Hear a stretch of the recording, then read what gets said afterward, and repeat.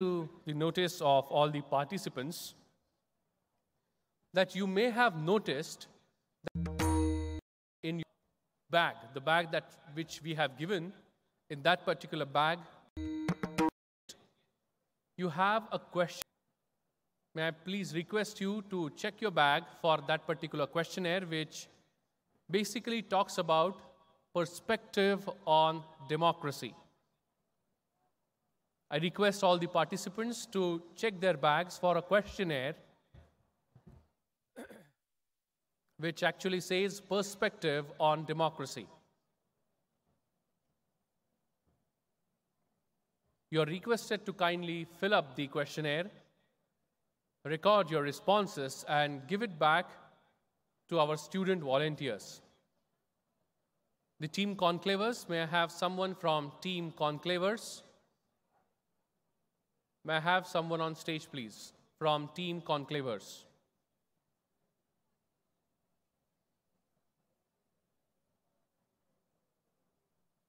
May I have someone from team conclavers?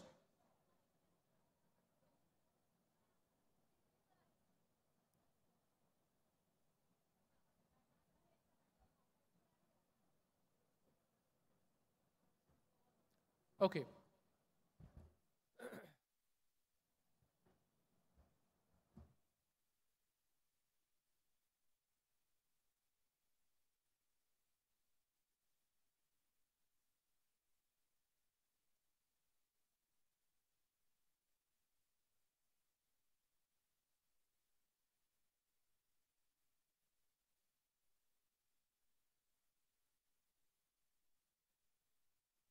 All the participants are once again requested to record their responses on a questionnaire which basically talks about perspective on democracy, and you can return it to our student volunteers, which would be coming close to you. They have a star badge on their chest. They have a star badge on their chest. That team is called as Team Conclavers. You can just call them close to you and hand over the questionnaire. It's really, really important research from our perspective, so you all are requested to fill up that questionnaire carefully. And if your fellow teachers are yet not here, then you are requested, once they are back in Pendal, you are requested to tell them that we are waiting for the questionnaire. So kindly ask them to fill it up and give it to the student volunteers. Thank you.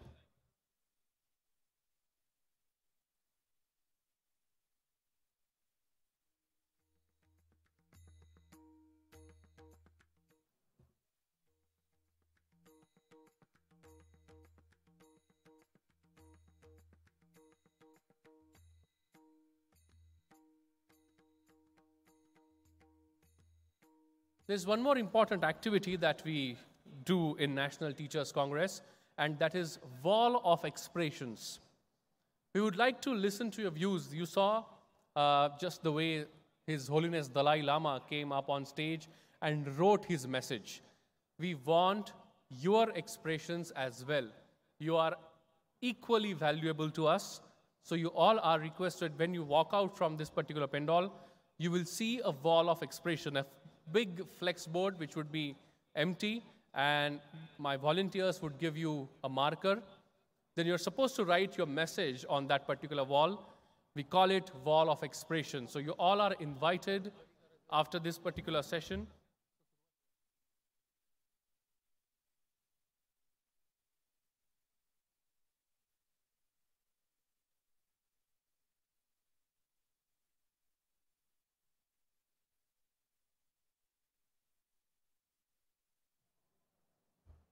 We are receiving the guests for the 4th session of 2nd National Teachers Congress. Please welcome the guests with a big round of applause, my friends. A big round of applause, my friends. We just had lunch. Thank you. I request all the dignitaries to kindly proceed for ringing the bell of education. Okay, thank you.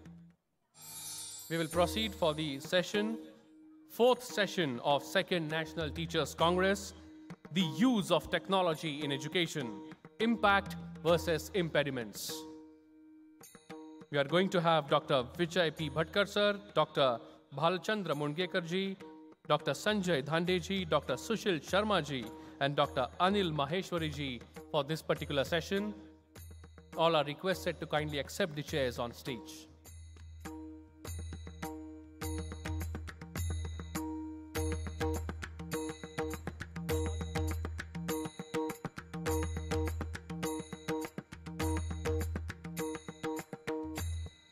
To begin with this session, I would request Shri Rahul Karaji to kindly felicitate and welcome the dignitaries on the dais. To begin with, I would request Sir to kindly felicitate Dr. Bhalchandra Mungekar ji, Eminent Economist, former Member of Parliament, Rajya Sabha, and Member of Planning Commission and Commission for Agriculture, Cost and Prices, Government of India. The eminent speaker for this particular session, Dr. Bhalchandra Mungekar ji.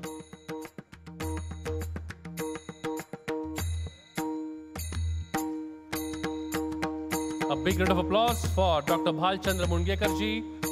A big round of applause, my friends. Thank you. Thank you very much for your presence here today, sir. I would now like to request sir to kindly felicitate and welcome Dr. Sanjay Dhande ji, Padma Shri Awardee and Chairman of National Institute of Industrial Engineering, Board of Governors and former member of UGC, former director of IIT Kanpur, Dr. Sanjay Dhande ji. A big round of applause. Thank you. I now request sir to kindly felicitate and welcome Dr. Sanjay Sharma, Sushil Sharma ji.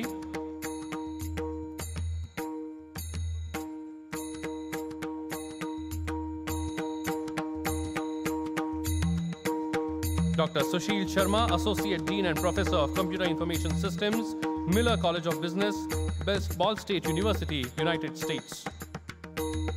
I now request sir to kindly felicitate and welcome the guest of honor of this session, Dr. Anil Maheshwari ji.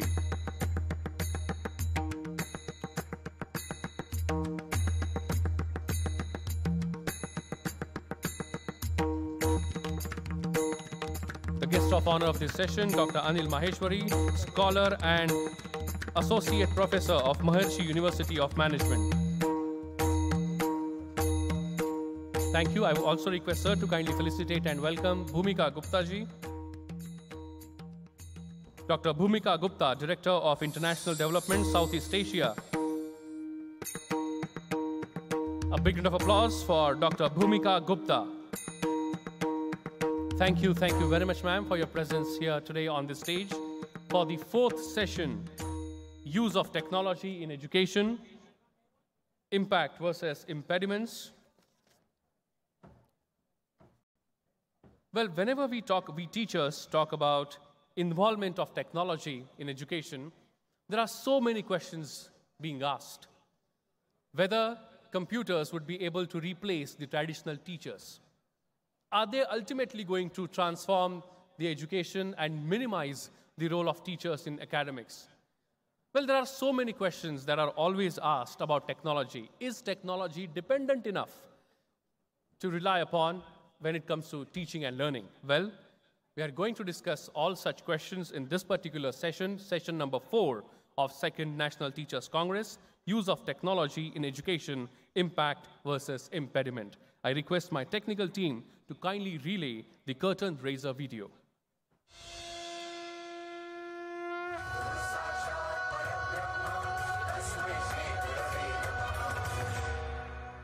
Use of technology. The term educational technology refers to the use of technology in educational settings, whether it is elementary and secondary schools, colleges and universities, corporate training sites, or independent study at home. Educational technology has both general and specialized meanings.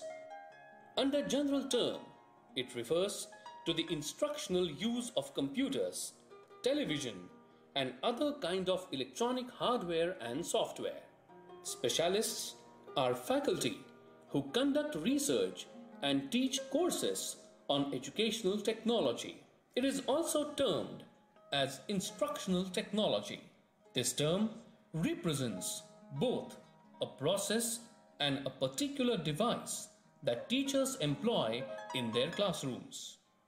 Instructional technology is a complex, integrated process involving people, procedures, ideas, devices, and organization for analyzing problems and devising, implementing, evaluating, and managing solutions to these problems. In situations in which learning is purposive and controlled, use of technology has a positive impact in a country like ours, ensuring uniformity in delivery of content. But there are certain impediments involved in the use of technology or overuse of technology, like legal and ethical issues that must be addressed. Yes, definitely there are few issues when it comes to the use of technology in education, because these days we say and we notice that even the kindergarten students, which are really, really young, they are also found using mobile phones, and which might lead to some health hazards. Well, let us try to understand the views about this topic from all the stalwarts sitting on dais. And to give away the opening address of this particular session, I request the chairman of National Institute of Industrial Engineering, NITIE, Board of Governors and former member of UGC and former director of IIT Kanpur, Padma Shri Dr. Sanjay Dhandeji. Please welcome, with a big round of applause, Padma Shri Dr. Sanjay Dhande.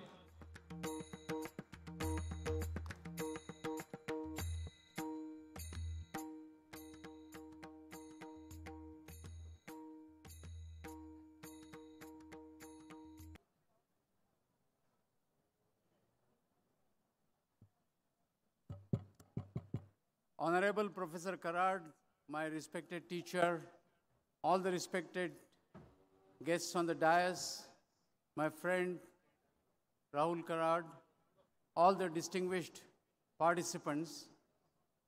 This is a session where we are going to talk something which is of utmost importance in today's world.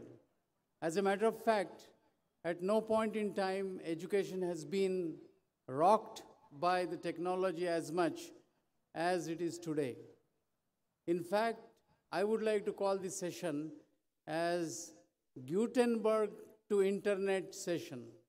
There are two events in the world which have really impacted the educational world. The first one was the Gutenberg press, and that enabled people to print the books. And because of the books, you will find that the educational paradigm, the pedagogical paradigm shifted from verbal to the education through the books. The second most important thing is the invention and the bidirectional connectivity, including the wireless connectivity, today as we are seeing in terms of internet and wireless, which has also changed dramatically almost all aspects of life, whether it is banking, whether it is the other aspects of government. You will find that almost every walk of life has been changed. In fact, there was an advertisement of Gillette. I don't know how many of you remember that they said that there was, if you just look at the game of cricket, you will find that the LBW had to be declared by the decision of the umpire. Now the umpires will do this, and then there will be a third umpire who will go through the technology to figure out whether it is really the LBW wicket or not. The same thing is happening in case of the razor, which used to be very different. Now you have got 2 blades or 3 blades. And this was an advertisement of Gillette, but it's a very telling advertisement that life is changing. Life is dramatically changing. Almost every walk of life, you will find there is a change. And the change is impacted because of technology. And today you will find that the two important technologies, namely the wireless communication and also the internet, has dramatically changed the paradigm of education. As a matter of fact, if radio is considered as a technological intervention, radio came and people thought education is going to change. It didn't change much. Television came and people thought that because of television, the education process will change. Again, the education didn't change. So different technological interventions had been in the past, responsible for making an attempt to change the paradigm of education, it didn't happen. Today is an opportunity, and the opportunity and the problem I would like to connect together. What is the problem? The problem, particularly in India, is that of enormous number of students and very few faculty members or the teachers. So this disproportionate balance between teachers and the students is a very big problem for all the educational institutions. And that too, if you find good teachers, it's very difficult to find nowadays.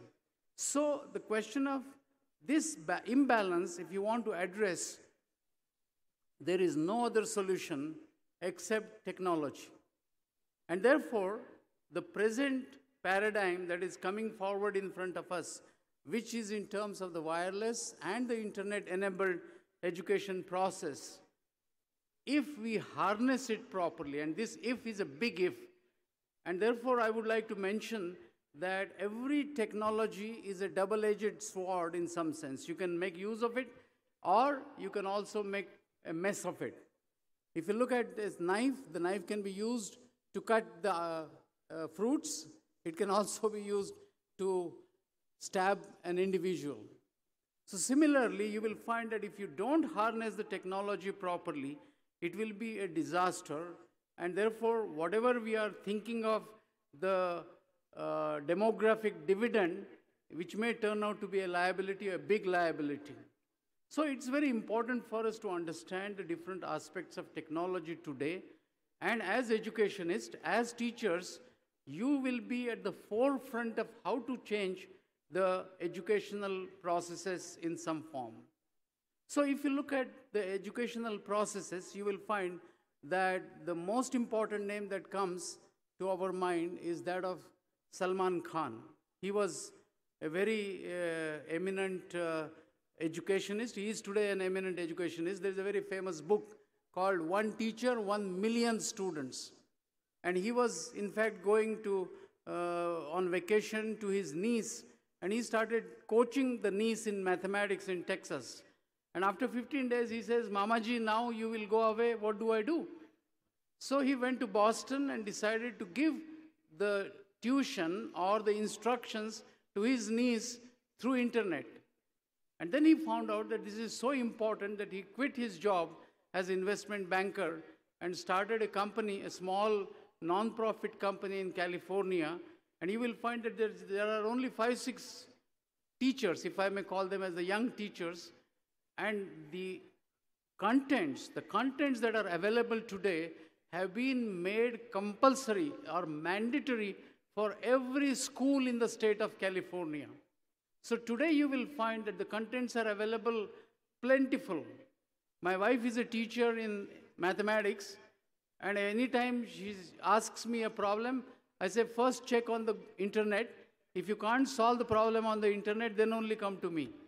And today you will find that almost everything, whether it is a proof of a theorem, whether it is some peculiar concept that you want to explain, for every topic in mathematics, if you just do the Google, you will find at least 25 sites where you will get the solutions.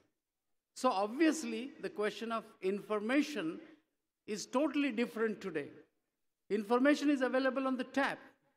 So the concept came, besides this one teacher, 1 million students concept, the second concept came, and that of inverted or blended learning.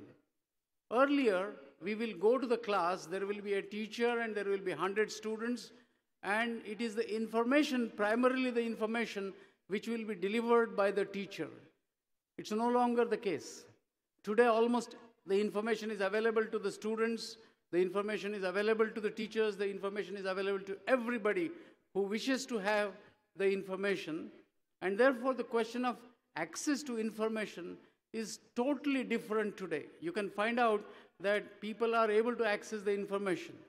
What is more important now is the skills. So the role of a teacher in this new technological paradigm is that of a coach. And therefore, the skills of the teacher are to be first honed properly and then transmitted to the students. So this skill transfer activity must happen in the formal classroom. As you know, most of the times we have got these 45 minutes or 55 minutes classes. To me, that has to change. The question of 50-minute class is gone. If you really want to have a blended or an inverted classroom, you got to have a 3-hour session with the students, because the students will have something called as the pre-processing or the pre-work in the class. Before they enter the class, they have to do some work. As we had the homework afterwards, we should have pre-session work, in-session work, and the post-session work. So if the students have done the pre-session work, and if they come to this session, which is what we call it as a class, it is no longer just listening. It's no longer the Shravan Bhakti as it happens and you take the notes. The students have to hone the skills. As you go to I always give the example of the classical music learning. I think the best form of learning, according to me, is the Indian classical music, that you have one ustad and you have got one chela. And the ustad will render the raga and the chela will repeat it. And if you do mistakes, as it happens in many cases, you have to repeat it again. And therefore, it will be an interactive session between the teacher and the student. This interaction is very important.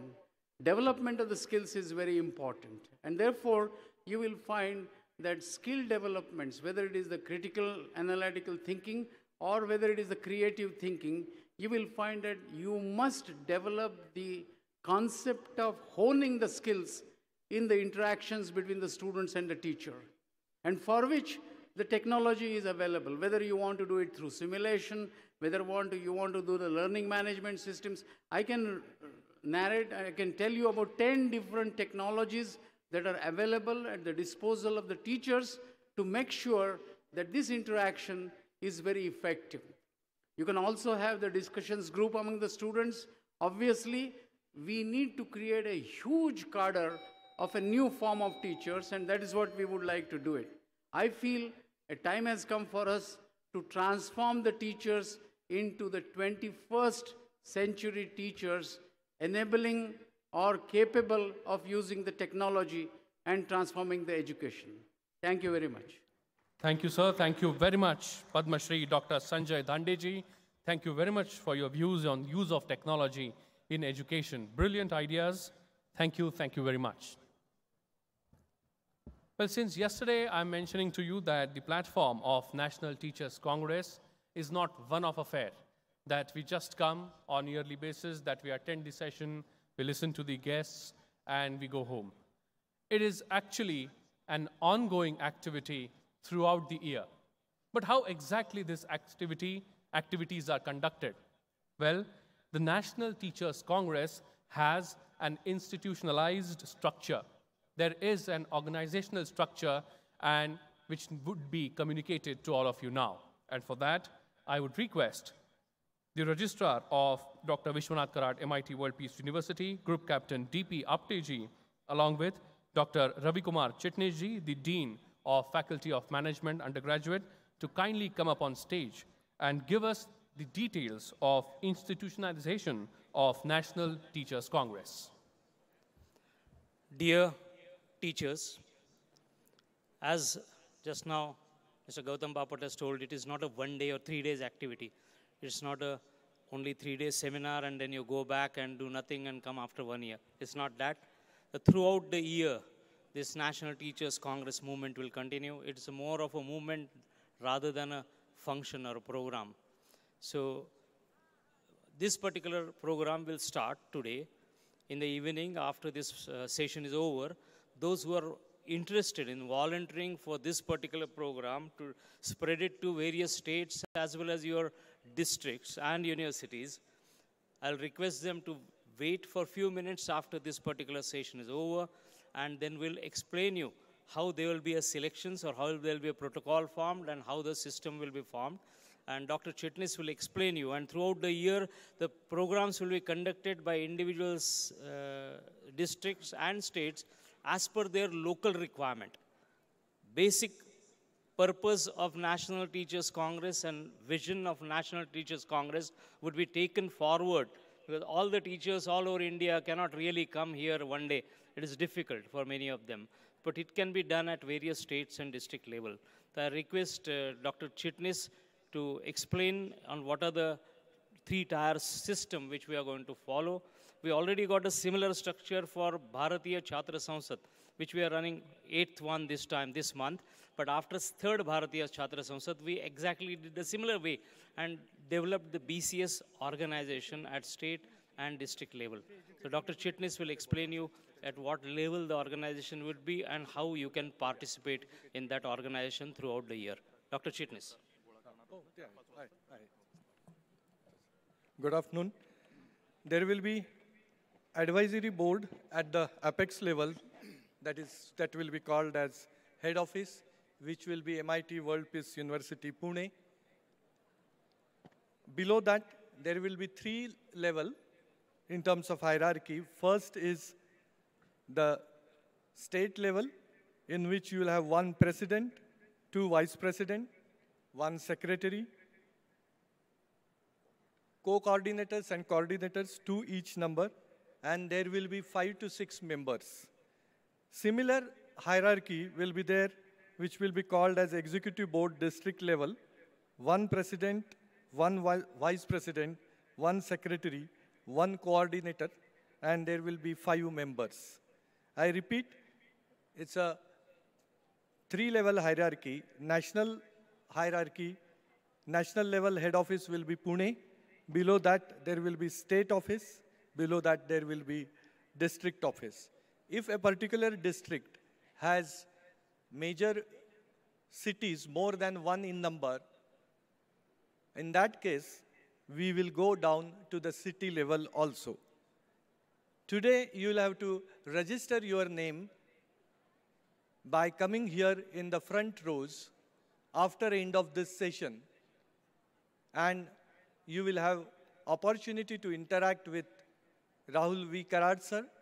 And we will discuss, before going to Teacher to Teacher Connect program, the requirement in your area and what National Teachers Congress can do at the respective city, district, or the state level. And in case you are not available today, then you can write to info@nationalteacherscongress.com and we will get back to you. Thank you very much.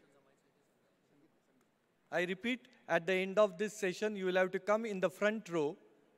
We are expecting that at least 100 professors sitting here will come forward and will talk to you on the hierarchy of this particular National Teachers Congress. And you would be happy to know that round a year, we will be introducing various programs either at Pune or in your state or at your district level. They will be useful for the faculty. It could be a faculty development program or for the vice principal, principals, or head of the department. They could be related to NAC accreditation. They could be related to enhancement of research. It could be related to improvement in the teaching learning methodology. It could be, what we can do in terms of syllabus making. It could be, again, coming to andragogy, what is the difference between pedagogy and andragogy. Likewise, you will be benefited if you participate in this particular hierarchy.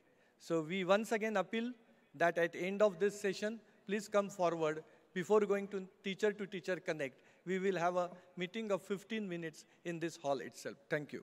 Thank you. Thank you very much, Dr. Chitnis, Group Captain Apte sir, and Nandakumar Nikamji. Thank you. Thank you very much.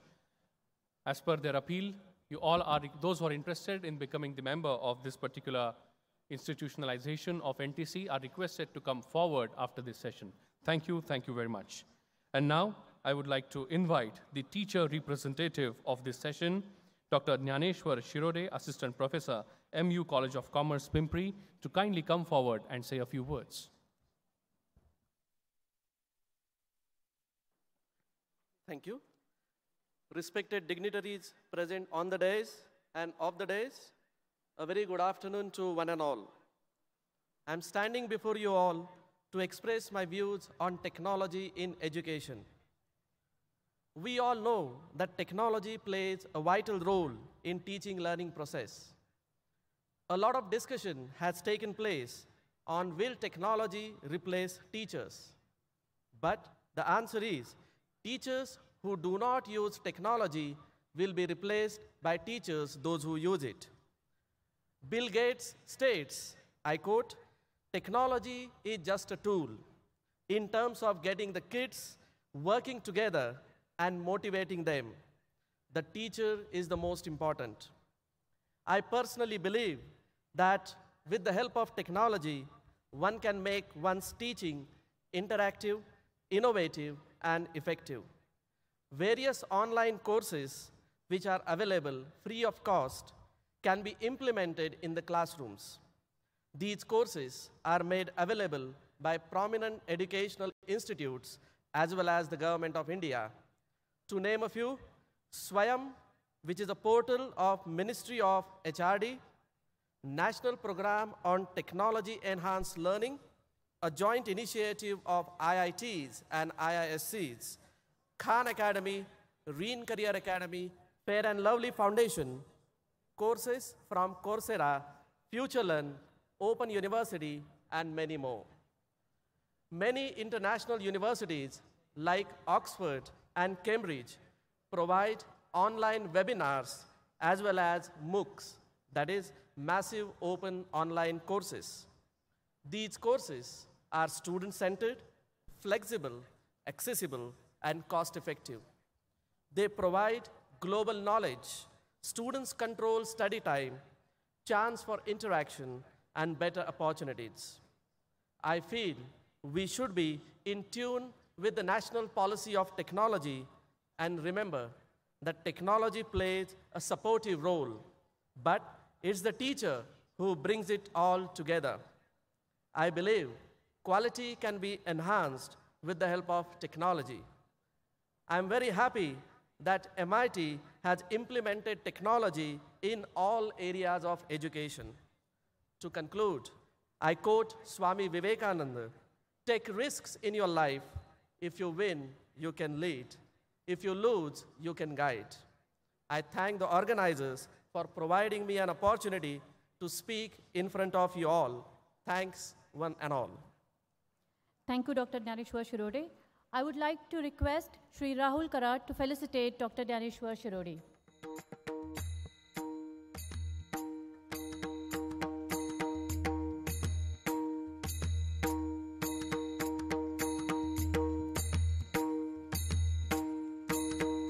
May I now request my technical team to relay the film on our next speaker, Dr. Bhalchandra Mungekar, please.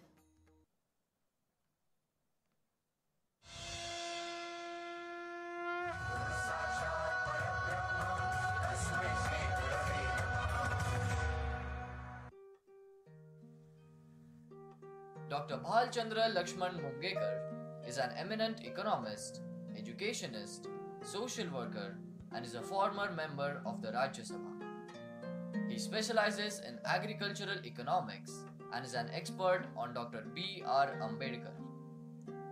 He has been Vice Chancellor of the Mumbai University and has served in the Planning Commission and Agricultural Price Commission of India. Dr. Mungekar has also been the Chairman and President of Indian Institute of Advanced Studies, Shimla. He has obtained his BA and MA in Economics and PhD from the University of Mumbai. He has written a number of books on the thoughts of leaders like Dr. Ambedkar, Bhagwan Gautam Buddha, and Pandit Jawaharlal Nehru. While serving as a member of Rajya Sabha, he was on various committees of the government, such as Committee on Urban Development, Welfare of Scheduled Castes and Scheduled Tribes, and Home Affairs. We are honored to welcome Dr. Bhalchandra Mungekar. I would like to request Dr. Bhalchandra Mungekar, eminent economist, former member of Parliament, Commission for Agriculture Cost and Prices, Government of India, to say a few words, please. Dr. Vishwanath Karad, the architect of this entire MIT project, and my long-standing friend and colleague, distinguished speakers in this session, Dr. Rahul Karad, the members of the faculty, and my distinguished teacher colleagues. It's a great pleasure for me to be with you this evening. For a very simple reason that you being teachers, and I accepted in 1974 teaching profession as a matter of conviction. It was in 2011 when MIT organized the first Bharatiya Chhatra Sansad, first students Indian Parliament. I was there, and thereafter, due to several considerations and constraints, unfortunately it was not possible for me to visit this campus on several times. Before I say something, I will take just 1 minute of you. Since my association with Dr. Karad goes for nearly 25 years, I am privileged to compliment a copy of my recent publication, that is The Essential Ambedkar. As you are aware, Dr. Ambedkar has written and spoken the material that comprises around 16,000 pages, spread in 22 volumes. When I was working in the Planning Commission and my term was coming to close, I wanted to take the project, and that project took 7 years. The Essential Ambedkar Summary of Ambedkar's writings and speeches, it is Ambedkar Anthology. I request Dr. Karad to be kind enough to accept a copy of from my behalf.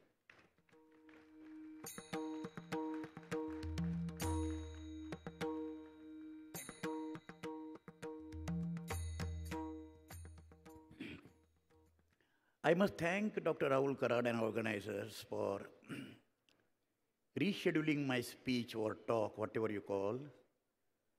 Instead of, it was scheduled for tomorrow. It was not possible for me. And they rescheduled in this session, which is essentially education and technology. It's not that I did not want to speak on education and technology, but I have chosen to speak on economics of education, which I was supposed to speak originally tomorrow. But please remember one thing. Education and technology is different from applications and technology for education. Technology is far greater canvas. You are selecting that one specific aspect of technology which is relevant in communication when you are lecture hall.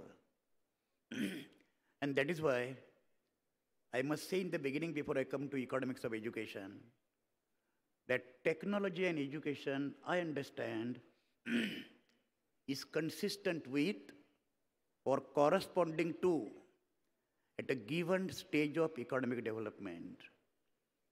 For example, in 1951, in 1961, in 1991, and in 2017, the application of technological appliances or the instruments in your teaching profession would be corresponding to the stage of technological development at a point of time that what it is in 2017.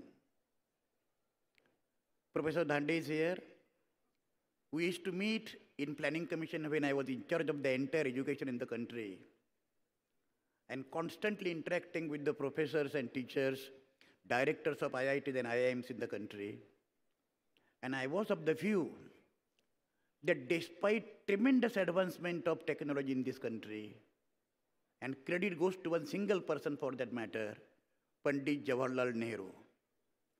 No prime minister in this country after Jawaharlal Nehru, partly Mrs. Indira Gandhi, and then Rajiv Gandhi, had that vision of the role of technology in the total societal change.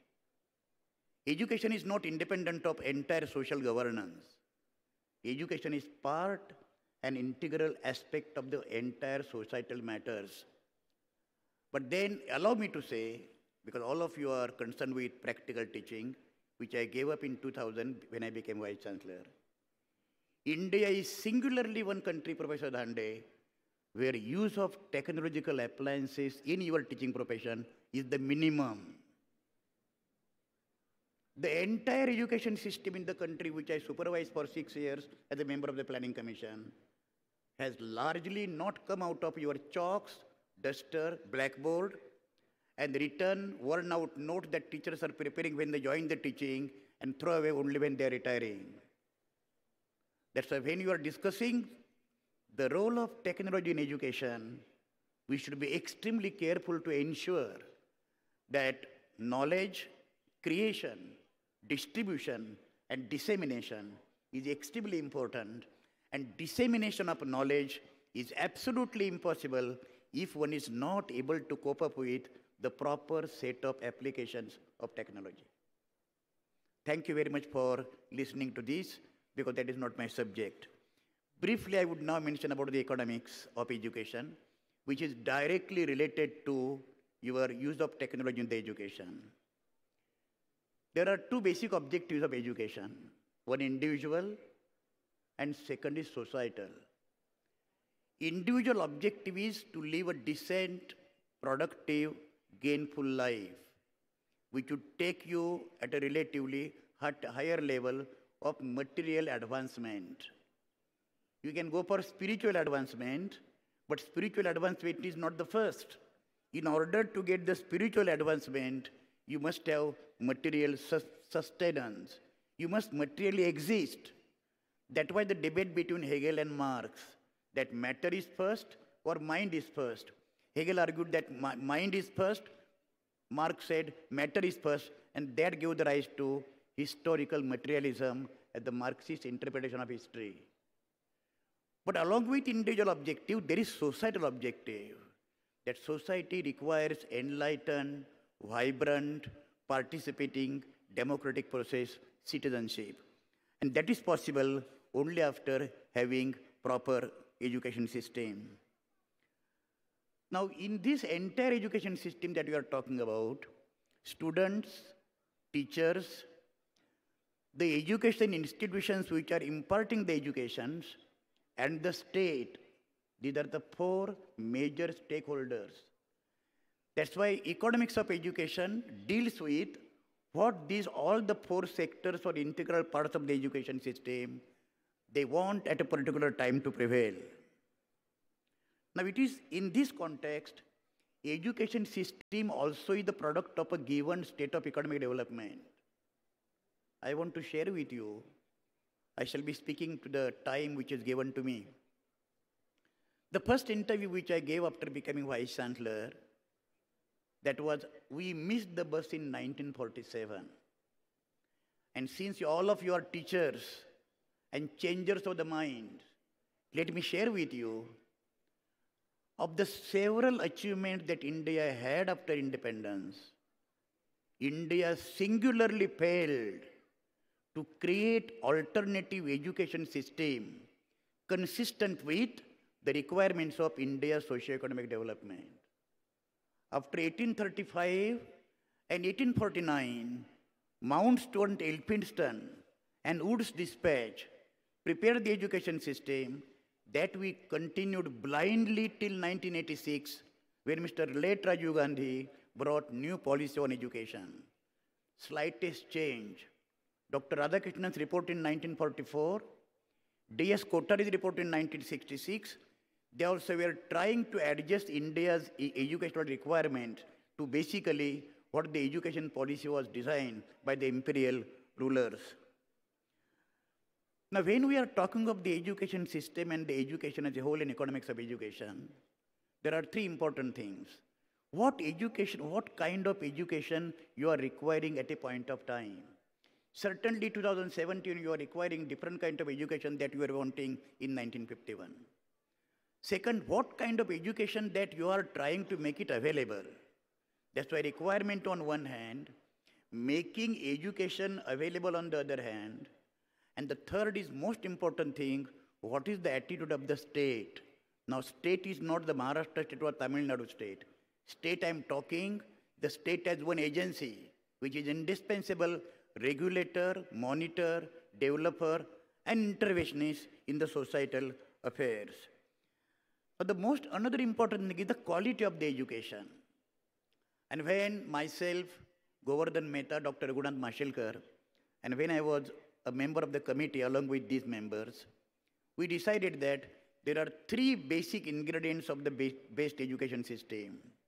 One is access. Maximum number of students in the society, those who want to take education should be available to them. There is expanding access, which is measured in terms of gross enrollment ratio, which was abysmally low, 11.5% in 2007. Now it is roughly 24%, and China's 55%. Sweden, it is 87%, but we are slowly growing. Second important thing is equity. Indian society is comprising absolutely heterogeneous group.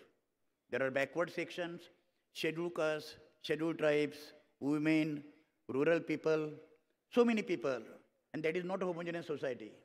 When we discuss about the facilities for the education for the scheduled castes, scheduled tribes, and OBCs, they constitute around 65–70% of the country. People, including teachers, remember only one thing, that reservation for the scheduled castes and scheduled tribes and OBCs is creating a problem. It is absolutely irrational and not acceptable argument. For the very simple fact, you cannot keep 75% of the population out of the education system. Following the Manusmriti, we said that education could be privileged only of a small minority section of the society. That's why equity is extremely important. Women, for example, what was the status for women for the last 50 years? Nothing. But today, whatever field women have entered, not only they came to the par of men, I am proud to say they have surpassed men in every field that they have entered in. That's why equity is extremely important. Third point is the excellence of the education system. And I will mention briefly what Dr. Manmohan Singh once told me so far excellence is concerned. It's not only that not a single university in the country is coming in the rank of best 100 universities, it is something rotten than that. Education is a commodity or education is a service that needs to be debated, that needs to be argued, that needs to be understood, and that needs to be settled, because that will decide the economics of education. When education is provided entirely by the state, it is called social want. Social want, it means every individual in the society is entitled to that particular service without making any payment. For example, you are walking on the road. No price is made till now. After 10 years, roads also will be privatized. In the sense, when you are traveling, when you are walking, at that time you will be able to pay some price. But till now it is not. That's why when any commodity is given by the state without taxing or pricing, it is a social want. When it is partly priced and partly by the government, it is called merit want. It's called merit good. And when it is totally provided by the private service providers, it is called the private good. That the private universities are, that the private unaided schools are, that the private unaided colleges are. Now, when we want to decide about the economics of education, the fee structure for the government-run schools, for the partly government-aided schools, and the completely privatized schools, fee structure cannot remain the same. Because the schools government is giving the grant, we will be having absolutely lower. Private, completely private, you have to have basically different parameters. But what different parameters? What is the different parameter that has to be decided taking into account the requirements of the service providers, the development of the infrastructure facilities of the service providers, the ability of the students to pay the fee, and making education affordable. These are the four parameters which will entertain invariably deciding the fee structure of the private education providers. And here I remember, some of you must have gone through Theodore Schultz, who was the president of American Economic Association in 1961. And 73rd American Economic Association, Schultz gave 17-page lecture. It was published in American Journal, and the title was Investment in Human Capital. Investment in human capital means that the students and their parents are investing in the education, and it is from that point of view, they will definitely try to get some basic returns. It is from that point of view students are looking at the education system. Your technological courses, your professional courses, your vocational courses, they are extremely important. The last point is, while making education affordable, education, whether it is providing employability. The last point, I think you must be aware that 58% of the graduates in the country, they are not getting jobs because jobs are not available. 62% of the postgraduates are not getting jobs because the jobs are not available. Only 27% of the engineers that are produced in the country, they are employable. They said tomorrow some people will be coming and discussing as experts of education, as former Vice Chancellor, former Education Chairman. Let us remember that the education system in India is utterly in crisis. And the answer is how to make education more accessible, how to make education more equitable, and how to make education more excellent. This is the challenge before the education. And according to keeping this challenge in mind, we have to devise sound economics of education. Thank you very much. Thank you, Dr. Bhalchandra Mungekar. I would like to invite now Dr. Bhumika Gupta, Director of International Development Southeast Asia, MSc International Management and Summer School, Department Management, Marketing and Strategy, Telecom, École de Management, Evry, France. Dr. Bhumika Gupta, to say a few words, please. Thank you very much. Good afternoon, everybody. Honorable Dr. Professor Vishwanath Karad, Mr. Rahul Karad, all the distinguished guests, colleagues, and participants. Indeed, it's a great pleasure for me to share my thoughts at this very important forum today. As the topic suggests, use of technology in education, impact versus impediment.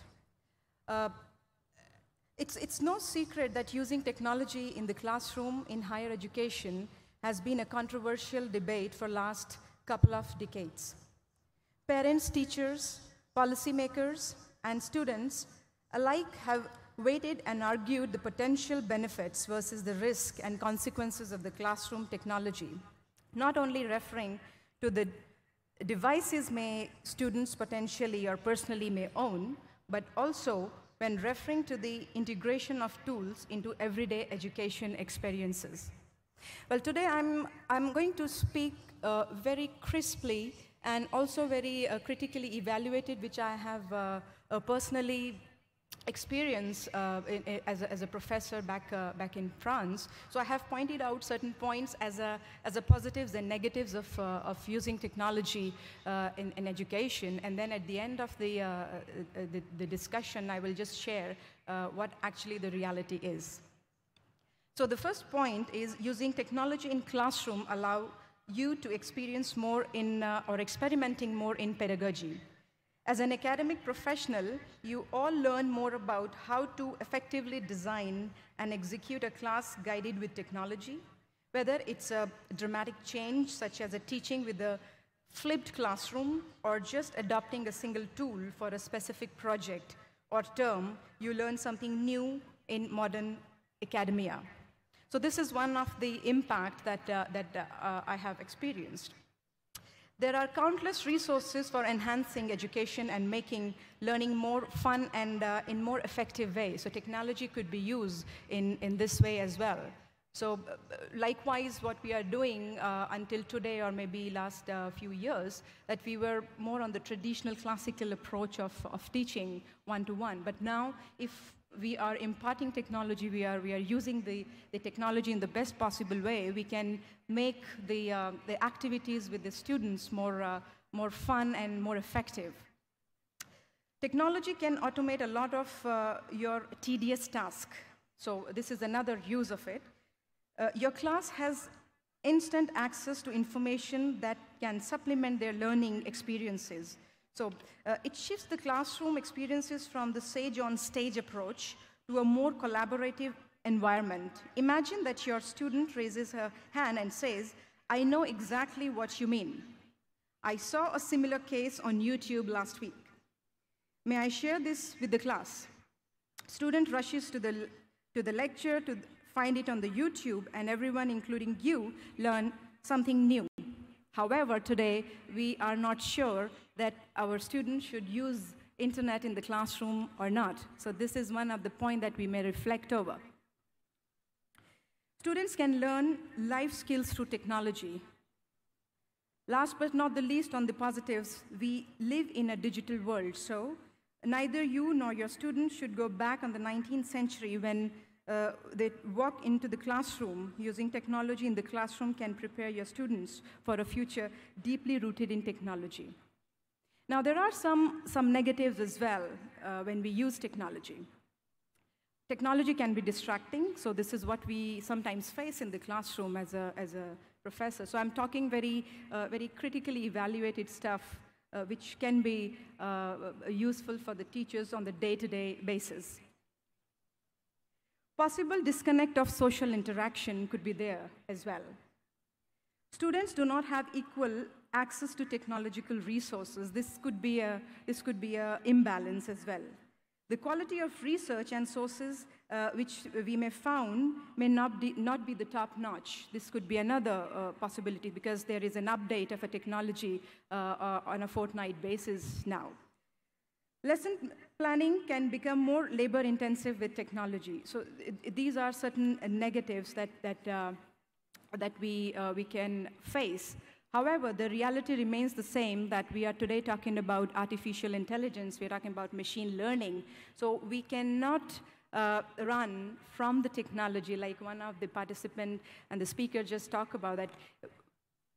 Maybe the technology learned professors may be replaced by non-learned technology professors. So this is one of the very important aspects. So I would like to end with by saying that technology has an impact and impediment, and adopting technology in the classroom is something that professors and teachers are comfortable with on different levels and to different extents. It can be frustrating and it can be time-consuming, but it can also open doors to new experiences, new ways of learning and collaborating, and new discoveries in the classroom. Give it a shot and see what you can learn. And the last sentence I would like to make is that we should try to balance simply between the spirituality and the scientific knowledge. I think that is what the vision and the mission of this Congress for 3 days, and also the MIT World Peace University, which we should be able to understand that what are we doing here, what is the principle fundamental here, and how we are going to use the technology in this balanced way. So there is a vision which is written on the leaflet which you have about this NTC, and if you can read through, you will understand what I'm saying. So thank you very much. God bless us all. Thank you. Thank you, Dr. Bhumika Gupta. I now request my technical team to show us the film on our next guest of honor, Dr. Anil Maheshwari.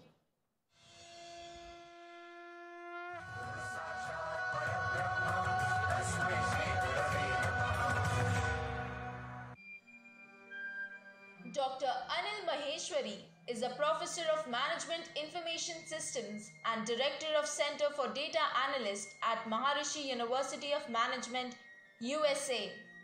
He teaches courses in Information Systems, Big Data Analyst, Leadership and Marketing at the university. He received a bachelor's degree in Electrical Engineering from Indian Institute of Technology, Delhi, and his MBA degree from Indian Institute of Management, Ahmedabad. He went on to earn his PhD from Case Western Reserve University, Cleveland, Ohio. He has also been a professor at the University of Cincinnati and City University of New York, and has worked in the global IT industry for over 20 years. He has authored many books in data science and leadership, including 2 textbooks published by McGraw-Hill. He is a practitioner of transcendental meditation and TM Siddhi techniques. He was awarded with the prestigious Maharishi Award in 2015. We are delighted to welcome Dr. Anil Maheshwari. Please put your hands together and welcome Dr. Anil Maheshwari, Scholar and Associate Professor, Maharishi University of Management, USA. I request Dr. Anil Maheshwari to say a few words.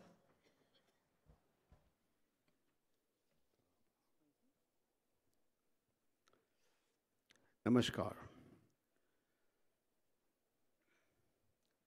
Guru Brahma, Guru Vishnu, Guru Devo Maheshwara, Guru Sakshat Param Brahma, Tasmai Shri Guruve Namaha. All glory to Maharishi Mahesh Yogi and his Guru. I will talk about the technology of the interior, and including the technology of interior, I will include how you teach the technology of exterior, like data analytics, big data, etc. One thing I wanted to say, people had said, what is a teacher? In earlier era, we used to be called guru. What is a guru, and what is the difference? The word guru got differentiated as scale went up over a period of time. There is the teacher who takes knowledge and teaches to others. There is the researcher who cognizes new knowledge, produces new knowledge, keeps the whole world exciting. There's the mentor who guides you what to do in life, where to go in life. There's also administrator who runs the whole ashram. So those roles have got more stratified. I would also say in the Vedic knowledge, what is a Vidyarthi? Vidyarthi cannot be a Sukharthi. Sukharthi cannot be a Vidyarthi. जो सुख चाहता है, सुख की तलाश में है, वो विद्यार्थी नहीं बन सकता. So anybody looking for an easy way to get a degree and then sort of say, I've got education, well, that person is not really a Vidyarthi, not really a student. That is the environment in which we are working. But here, what is the goal? What is the end goal of all education? What is the end goal of life? What do the parents want for your children? What do you want for your children? What do I want for my children? Bliss, happiness, happy life. Is that not true? Yes? We all want happiness for ourselves and for others. So if there's one thing you'll remember from this talk is that this gentleman came and talked about bliss. What I'm going to tell you is that bliss is achievable here and now. It's all inside us, and we can use the technology of the interior to create bliss for ourselves, access the bliss within ourselves, and share it with others. So as gurus, as teachers, as researchers, let's go produce millions and billions of blissful people. That is what will attract people to pursuing the right thing when they see the bliss coming from that, when they do the right thing. I do have some charts, so I will talk about that. I also wanted to say, I heard that Indian education is bad, this thing is bad. Yes, in some ways it's bad, but there are pockets of excellence. And of course, competition is severe. I personally benefited from going to a couple of the best places in this country, and things are wonderful there. And those models should be replicated and improved on. So I think best is to appreciate what works and try to replicate instead of essentially focusing on the other ones. So in terms of technology delivery, I think Bhumika talked, others have talked what it takes. We know technology distracts as much as it enables. It allows us to do good things. We can create new content. We can create animations, simulations. We can reach anybody. Delivery is better. So what's happening is technology is unbundling the role of education. Your message, the knowledge of a particular tool in IT, a particular skill of cooking Matar Paneer can be available by itself on YouTube. Yes? Do you access videos to do how to fix your tap or your car or your scooter or make Matar Paneer? Yes, you can access that. That is some kind of education. So that's unbundled. And universities may or may not teach that. So what should the universities teach? What do we as teachers do? How do we add value? And therein comes the, how do we create bliss for ourselves and others, right? We want to be happy, creating happiness for others. That's where this concept comes from, wholeness. Be whole, operate from wholeness. So please chant with me if you can, those who can, who know this mantra. Om Purnamada Purnamidam Purnat Purnamudachyate Purnasya Purnamadaya Purnameva Vashishyate. Om Shanti Shanti Shanti. What that means is that world is wholeness, the world inside is also wholeness. From wholeness comes wholeness. And when you take wholeness out of wholeness, what remains is also wholeness. So when you take out wholeness out of yourself, you're not any lesser. That's the nature of wholeness. And what is wholeness? Wholeness is our consciousness, who we are. We are Atma. Atma is infinite consciousness. So I'm going to talk to you a little bit about what is natural law. And so I've chosen a topic of how to teach from natural law. Nature. Nature is ultimate. Nature is totality of who we are. And nature works according to certain laws and principles, right? That includes scientific laws that people like Einstein discovered, or there are laws that were cognized by our ancient rishis and others. So all these things are totality of natural law. If we can teach from the totality of law, then we cannot go wrong. And how do we get access to this totality of natural law, which could be infinite? It's in our own consciousness. We work according to the laws of nature. And rishis have discovered that our nature itself is a representation of the totality of the natural law. So natural law resides in us. It is the perennial truth. When we lead from truth, it gives us bliss. When the students learn truth, they feel blissful. Next slide, please. So this is the nature of consciousness. What is the science of consciousness? At one level, consciousness is Advait, non-dual. We are Atma, we are connected with Paramatma, we are infinite, we are blissful. At the level of, let's say, science or concepts, it is the knower, the subject. It is the known, the object, and it's also the process of knowing, because consciousness is conscious of itself. It is self-aware. When we look at ourselves from that perspective, that we are the knower, we are the subject of knowing, and we are the process of knowing, then it becomes so much easier to teach wholeness. The truth is different at different levels. What we as a perceiver see and what we see ourselves when we are an object of perceiving, we are different. So at each of these stages, as knower, process of knowing, and known, we are different. So those are limited perspectives. But if we can connect them back all in our consciousness, back in the consciousness of our students, then it becomes whole. And wholeness brings bliss. So no matter what you do, work with bliss. How do we get there? So next slide, please. Here is a little bit of a diagrammatic approach to what I'm talking about. On the right side, what we see, you see on the bottom, on the top thing, I described three components of consciousness: the knower, the process of knowing, the verb, and the known, the object. Usually, the old style instruction is on the right side, which is that we as a teacher are giving what's already known. Facts that 2 + 2 = 4. Sun rises in the east. That's known. We teach that. Now, this whole paradigm right now is this idea of learning. Enable the learner to make sense of the world, help them integrate, teach them critical thinking, how they can bring it all together. And what's happening? The load on the mind is a lot, especially when the field is multidisciplinary, interdisciplinary.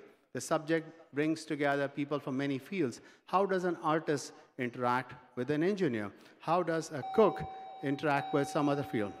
So that is the essence. So on the left is this idea of the knower. Our goal should be to develop the knower. The knower is the one who should have the capacity to absorb the totality, more and more wholeness. They should be curious to know the whole world by themselves. Let's move to the most important principle of, let's say, natural law. Next slide, please. It is that knowledge is structured in consciousness. The world looks to us the way we are. If we are happy, the world will look happy. If you are blissful, the world will look blissful. If you are not, then the world will look different. So from the consciousness, the wholeness comes wholeness. And as I said, as a teacher, our goal should be to charm the person with the wholeness of the subject. What does it mean in totality? Connect the whole thing together, and then people love it. And then develop students' ability to experience the wholeness. Next slide, please. So here's one example. Now I'm going to connect with my field, which is data analytics. Expression of wholeness. So data analytics, many of you know it's a very, very hard cutting-edge field. And then in this case, there is a field called business intelligence, which is the idea of helping business executives to know what's going on in the business. And at the bottom row is this idea, data mining. Take data and mine it for patterns, knowledge. How do we connect those business domain and the technology domain? So we created this sort of linkage, a diagram, a cycle. And what it says is, business is the act of doing things to achieve some value for somebody. Everything you do is recorded. It becomes data. Data is mined. It generates knowledge, intelligence. That knowledge is represented and communicated to the business executive who, if he or she is courageous, acts on that knowledge, and the business grows. It generates more data, more mining, et cetera, et cetera. So in these models, please try to show as much dynamics as possible. This charms the students. They know that business and technology are all together, and helps the business grow, and technology also grows. That makes sense. Next slide, please. In this slide, the other dimension is that not only you see the blue cycle is similar to what I showed in the previous slide, but I've superimposed another layer, the red layer, which is what becomes big data. In that one, there was a term called data. Now, how does data become big? So there is a model of 4 V's: volume, velocity, variety of data, veracity of data. So this is one cycle superimposed on other. It still keeps it whole, keeps it all connected. Do not throw simple snippets at them. Internet can do that. Google can do that. As a teacher, our goal is to give them wholeness so they get the benefit of totality. Next slide, please. So this is one of the books that I wrote. It was for about 18 months, #1 bestseller in the world on Amazon. And it has got translated in Chinese and other languages. But it operates from wholeness. The idea is to give people a sense of wholeness. Whether you're 80 years old or 80 years old, you should be able to read that book without jargon. That's how this book was written, and it's been published by McGraw-Hill, and it's a textbook in India. Final slide, please. One more slide. Yeah. Now this is final slide. A few natural law principles. One is the most important one I said is the knowledge is structured in consciousness. A few other principles is truth is one. It's expressed in many ways. If he says this is what I see and she says this is what I see, do not think that one is wrong or one is right. People have different ways of what they look. Nature is found in layers. I showed you the example, data, big data. There are layers of data. At one layer, big data is also data. Another layer is a different kind of data. And so on and so forth. You can see nature of life is to grow. We all want to grow. Who doesn't want to grow? The person, the bird, everybody wants to grow. So help the student grow. And so these are some rules I'm sharing with you to help understand consciousness. Okay, one more. The recommendations, just final one. I will not read out.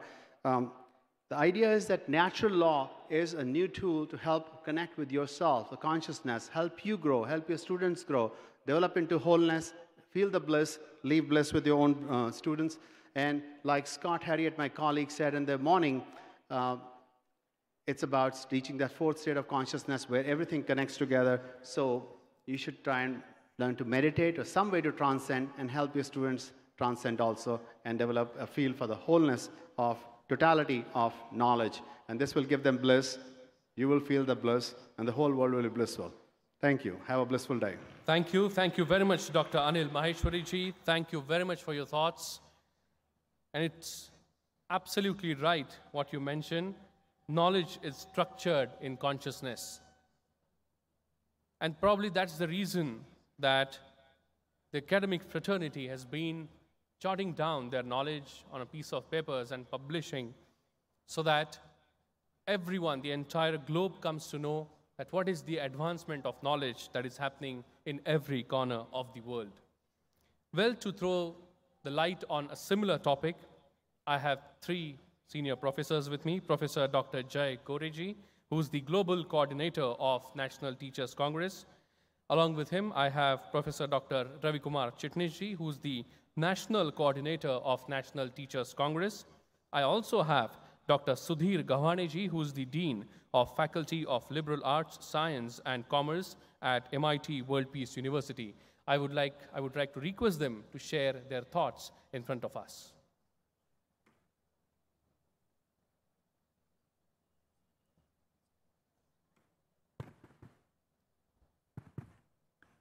So as all of you know, we are trying the two-teacher method in MIT World Peace University. Here we are going to do an experiment with a three administrators method.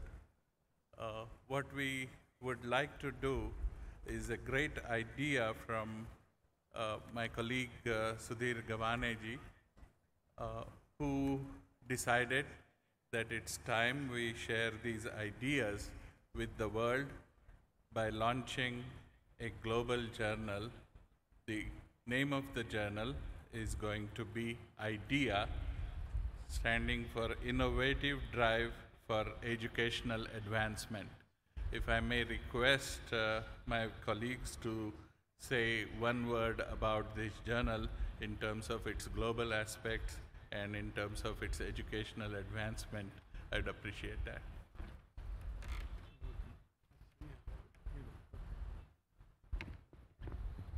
All the professors who speak in the classes, they pick up art of teaching. Eventually, as they grow up in the ladder in terms of experience, they start writing then enriched experience and look for platform to be published. Idea here is, over the years, there is change which is taking place in the teaching learning methodology. We have the authority, Dr. Jagannath Patil, sitting here. From teaching, one-way teaching methodology, we are entered into student-centric learning methodology. We have variety of tools now, including one of them is technology. Could be another simulation, exercises, then could be a case studies, it could be group discussions. And on the way, we have a lot of stories about our students, how they learn and the change, which we never envisaged actually really happened. And from that perspective, we appeal to you on behalf of the editor, Dr. Sudhir Gavane, that please come forward and start writing these experiences in terms of article and let the whole world know about Indian teaching, learning or student-centric learning systems. With this appeal, I request you to be here after end of this session. In addition to being state coordinator or president or city coordinator or district coordinator or president of NTC for the forthcoming year, as a writer and contribute to this very, very important platform, a journal called IDEA, which is actually directing, or it's an initiative to drive the innovations in education. I request my senior colleague, Dr. Sudhir Gavane, to elaborate about this particular magazine and request you to subscribe for that same.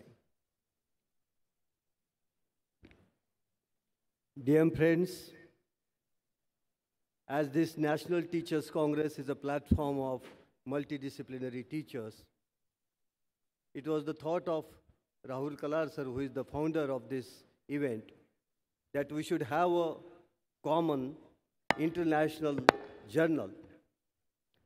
And therefore that idea came in his mind, and myself and Professor Jay Gore sir, who is our advisor, we had a meeting and we come out with an idea that it should be a global journal of innovative higher learning. And the brand name of the journal is the IDEA. And the IDEA stands for Innovative Drives for Educational Advancement. And the first issue of this journal is to be released tomorrow at the valedictory function. And I'm very happy that within the shortest possible time we could come out with this journal, and this complimentary issue of the first inaugural journal will be given to all of you And the subscription of this journal is 1,000 rupees per year, and it would be a quarterly journal.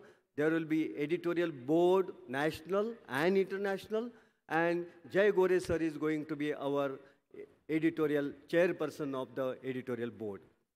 The initial issue is having few very important, very interesting articles which all teachers will be interested in. Number one, there is an article in the form of convocation address of Honorable APJ Abdul Kalam sir, that research, teaching and research connect. And that very interesting article, that how he has explained that from research how teaching can be improved, and from teaching how research can be improved. That connect he has described in his marvelously written article, visionary article. Then there is an article by Mashalkar sir, and he has written about the innovation in India, agenda and actions. Then we have introduced you that innovative teaching learning methodologies, project-based learning, research-based learning, service-based learning. These are the three very important areas which have been included into this journal. I will request all of you, go through the journal, and I will request you, as an academician, be part of this, be a member of this journal, and spread a word of mouth to the colleagues of yours that they should be part of this. And I invite all of you to write quality articles, research-based articles for this journal. Thank you very much. Thank you. Thank you very much, Professor Dr. Jai Goreji, Dr. Sudhir Gavhaniji, and Professor Dr. Ravi Chitnisji. Thank you very much. Well, we have been talking a lot of different issues since yesterday morning, and I know that every form is a possible tool to learn something new, something creative. And definitely we cannot ignore the tool of music to become a part of learning process. Today, Vishwa Shanti Sangeet Kala Academy is going to present a very beautiful and innovative experience of music for all of you today in the evening after the session of Teacher to Teacher Connect. After the session of Teacher to Teacher Connect, you all are requested to assemble here in this pandal once again for enjoying and experiencing the session of music learning, wherein we will be experiencing the Mridangavadan, Kirtan, Tablavadan, and Shastriya Gayan under the directorship of Surendraji Mohite of Vishwa Shanti Sangeet Kala Academy. So you all are requested to gather back in this very venue after the session of Teacher to Teacher Connect. Well, I would like to apologize you because due to paucity of time, I could not take the question and answer round in the previous session. But let me share with you that in this session, we would definitely be going to have, we are going to have the question and answer round. So I request you once again to submit your questions for this particular session at the podium. I assure you that we are going to have question and answers. Well, to move ahead with this particular session, it's now my privilege and honor to invite the guest of honor of this particular session. But before that, I would like to request my technical team to kindly relay the film made on the life of Dr. Sushil Sharma ji.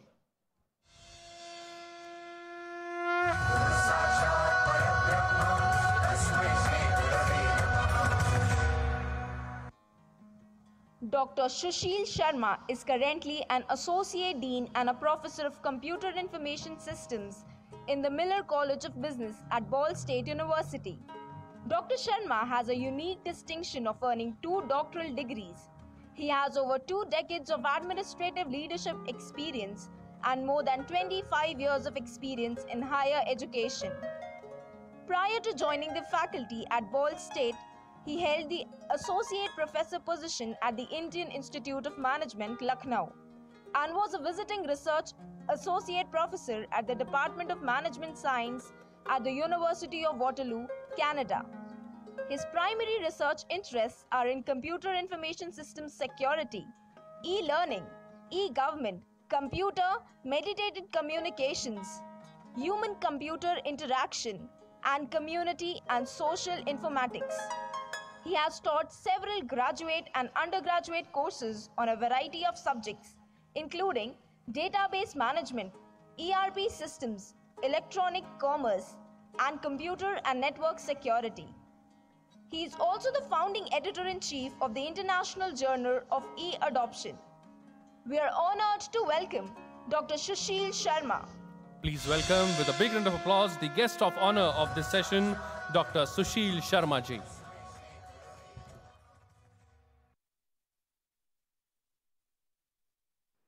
Very good afternoon. I'm grateful to Dr. Vishwanath Karad and Rahul Karad-ji making me a part of this event. And over the last 2 days, I met wonderful people from all over the world who shared their experiences, which has enriched my own experiences, which I'm going to cherish in future. Dignitaries on the dais, of the dais, and my fellow faculty colleagues from all over the world. In these 8 to 10 minutes, I'm going to share the first part, the evolution of technology, how it's evolving, and more so in education area. And the second part, I'm going to share my own experiences, how I have embraced technology, both for teaching as well as for my own learning. And hope, at the end of the 10 minutes, there could be a few takeaways with your experiences. So let me begin with throwing some of the terminologies. I'm sure you have heard the word called Industry 4.0. This is the big buzzword going around, Industry 4.0. Industry 4.0 is nothing but the industrial revolution of the fourth version. And before I come there, let me just explain that before industrial revolution, which began in 17th century, prior to that, we always had agriculture-based economy. So the real documentation of industrial revolution began in 17th century and lasted for 100 years till 1840. And that was termed in the literature Industry 1.0. After 1840, we entered into Industry 2.0. And what was the difference? Industry 1.0 had more use of mechanical systems, machines, for production as well as for economy. Industry 2.0 augmented with electrical, electronics, electromagnetic systems, again for production and economy. There was not much of literature for Industrial 1.0 and 1.2, but the big revolution came in form of Industrial 3.0, which began somewhere again after 100 years in 1940 onwards. And that was an era or a century of electronic and computers and internet revolution, which was termed as Industry 3.0. And that is going through, but literature already has started coming out with this buzzword that from 2010 onwards, we are entering into Industry 4.0. So let me a little bit elaborate the difference between Industry 3.0 and Industry 4.0. In Industry 3.0, various technologies took place, various innovation happened, but I'm limiting my mention of only computers and internet, which changed the way we live, we learn, and the way we do business. So in the era of internet, which began in early 80s or late 80s, suddenly you saw some of the terms appearing, web technologies. So I'm going to limit my discussion mainly on the web technologies, because this has a very, very strong impact on education. So as part of the third industrial revolution, the first Web 1.0 stage came when we started using learning management softwares for our education. And that era was basically posting the static information on the website. Then came Web 2.0, which was more bidirectional, where now we started interacting with students through the chat forums, discussion forums, and it became a more transactional with all e-commerce or online transactions. Web 3.0 started somewhere in 2005 onwards, where now web has a capability of capturing 3D environments, 3D technologies, to create a fully 3D virtual environment, which has a long impact on in education or in e-learning. And even we are passing through this age when suddenly this Industry 4.0 have started. So just quick experience. I, as a teacher, way back in 1990 to 2000, I started posting my material online in the learning management software, using learning management software like Blackboard, WebCT. In 2000 onwards, this learning management software had a feature of discussion forums, chat forums. So my engagement with the students' learning became much more on 24/7 basis. In e-learning 3.0, after 2005 onwards till today, what I do, that not only I engage with the students from all over the world, just to mention, every year I teach around 6 to 8 courses in 6 to 8 universities worldwide from my bedroom or from my home.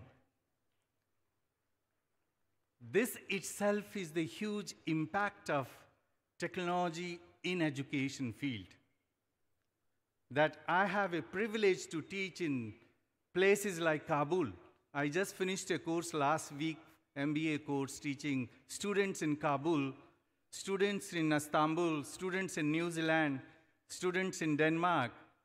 And that itself is a living example of how technology has changed the landscape of education. I call it from chalkboards to chatboards. So now, not only I interact with the students through these learning management softwares, but just to assess how they are using this, I use the backend, which we call web analytics. I use the backend and see how many students, for how much time, they have opened these slides or some of the material which I have posted. Not only that, which part of the slide or which part of the document they have spent more time. So I'm trying to find out what interested them most, and probably trying to create a customized learning which may be more needed, because gone are the days when faculty used to go with one agenda in the classroom and see, okay, this is what I have an agenda, this is what I will deliver. We are in the era of education where it is more student-centered, it's more learner-centered. And it is more personalized learning environment. So we have to cater to the needs of the various learners who have different learning styles. So I try to see what they are interested. In fact, right in the beginning of the class, I asked students, what are the 5 takeaways you want to take out of this class? And if there are 50 students in a class, and I get 250 questions. My first task is to answer these 250 questions with good examples and applied projects, and make it available to all to the whole class as a frequently asked question repository or knowledge repository. And I see this, that if I'm able to cater to their needs, the 5 takeaways, probably I have met the goals of my course, providing them more personalized or customized learning. Now, let's see this technology, how it is changing the landscape of higher education.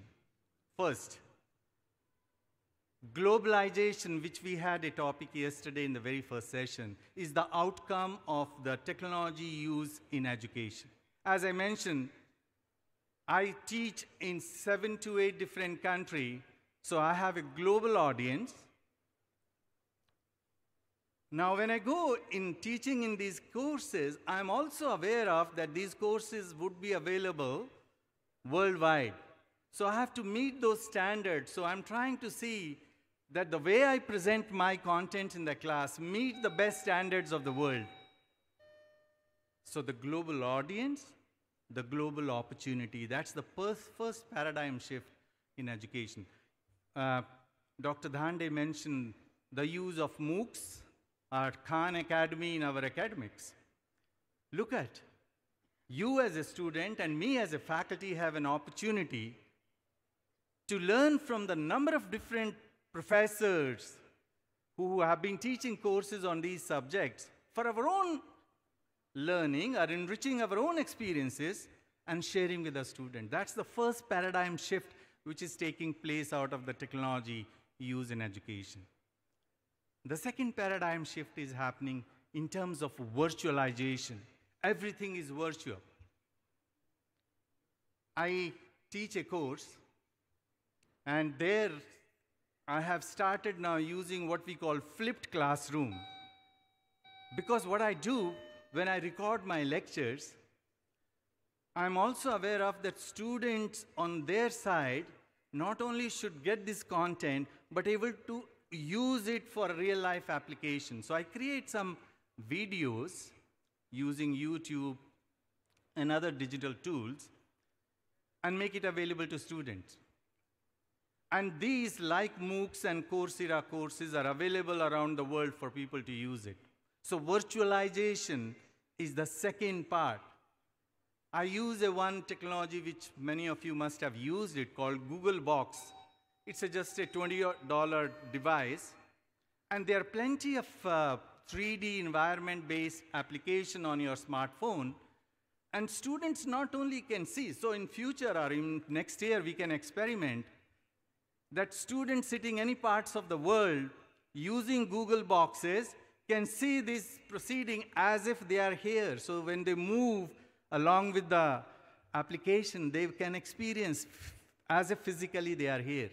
And those are the technology we are trying to bring in education to enrich the learning experiences of students. And that's the second paradigm shift. Third paradigm shift, which I realize over the years, students are becoming like partners, co-constructor of knowledge. The responsibility of creating knowledge is not only with us, but it's with everybody. And that's the third paradigm shift. And the last paradigm shift is that instead of a speed, the emphasis on velocity. So when you teach a course, how much value-adding activities you have built in a course, and that's what basically is demanded.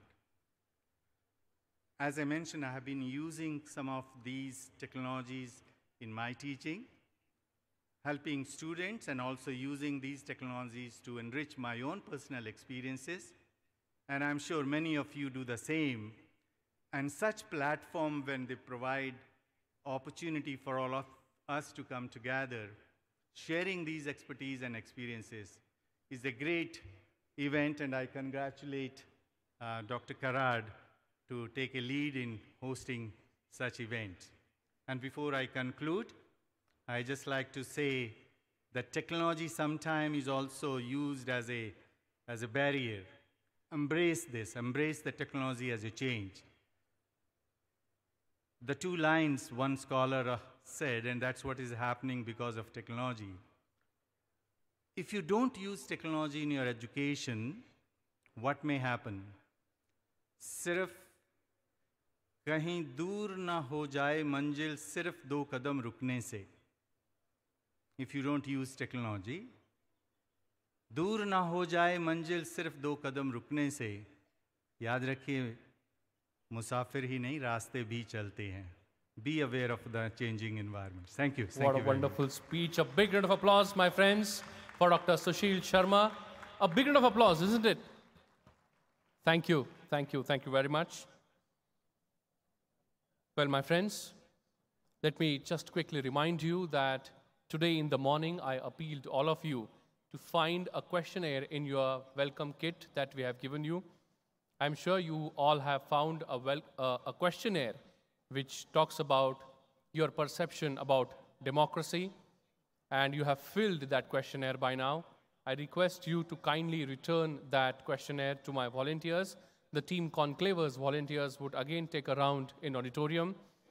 You are requested to kindly hand over that piece of paper to our volunteers. It's really important for all of us to have that particular information from your end. Tomorrow is a very, very special day. You all must have noticed the statue of Swami Vivekananda here on this stage.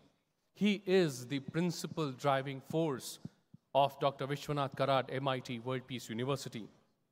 And tomorrow, 12th January, we celebrate National Youth Day across nation, and it is our duty to pay our respects to Swami Vivekananda ji, who actually laid the path of wisdom for every Indian.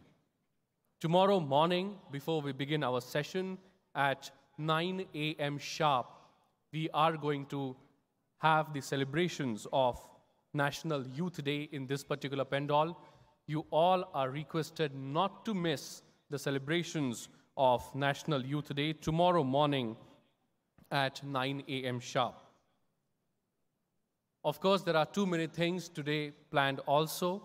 After this particular session, you all are requested, those who are interested in participating into the year-round activities of National Teachers Congress and wish to become the office bearers of the organizational structure of NTC, are requested to come forward near to the stage so that Professor Group Captain D.P. Apte ji, Nandakumar Nikam ji, and Dr. R.M. Chitnis sir can address the gathering. Also, those who are interested in subscription of the magazine and would like to participate in terms of research papers are also requested to come forward near to the stage after this particular session. Once these two meetings are over, we are going to proceed for Teacher-to-Teacher Connect, which is again an immensely important activity of this particular platform. And not to forget, let me remind you once again, after the Teacher-to-Teacher Connect activity, we are going to gather in this pandal again for experiencing the musical learning session by Vishwashanti Kala Academy. My friends, it's time now that I propose the resolution of this particular session. I request my technical team to relay the resolution on the screen.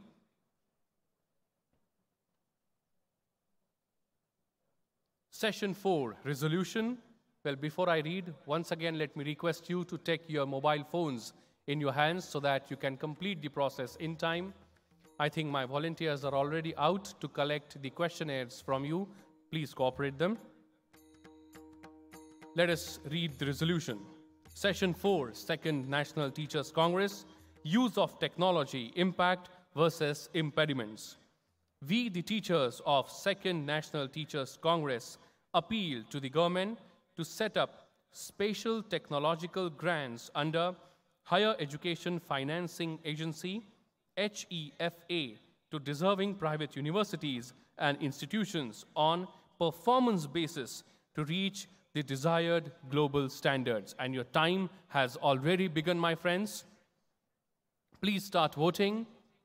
If you want to support this particular resolution, you're supposed to go to your message window and type NTC4 space Y and send it to 901-342-2222.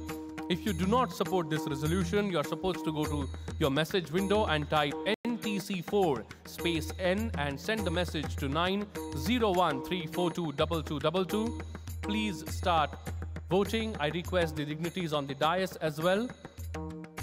The dignitaries on the dais are also requested to kindly participate into the voting process.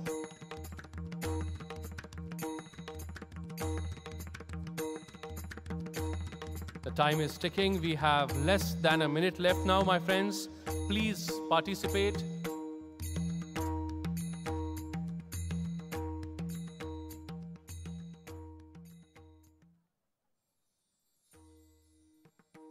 "46 seconds left. We must complete the process of voting. The last resolution was passed by 100% positive votes, which was a very, very positive sign. Let us all participate in this particular session resolution as well. Just 20 seconds left, my friends. Please complete the process of voting. We are going to have the result of it immediately after the countdown timer goes off.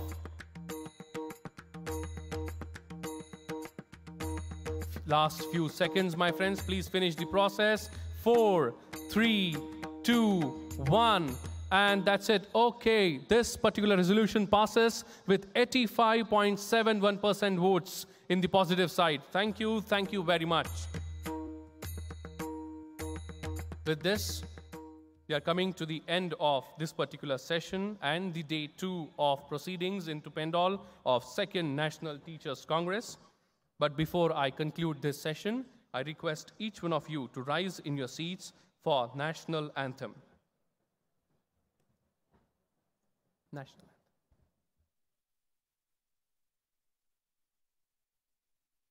Anthem.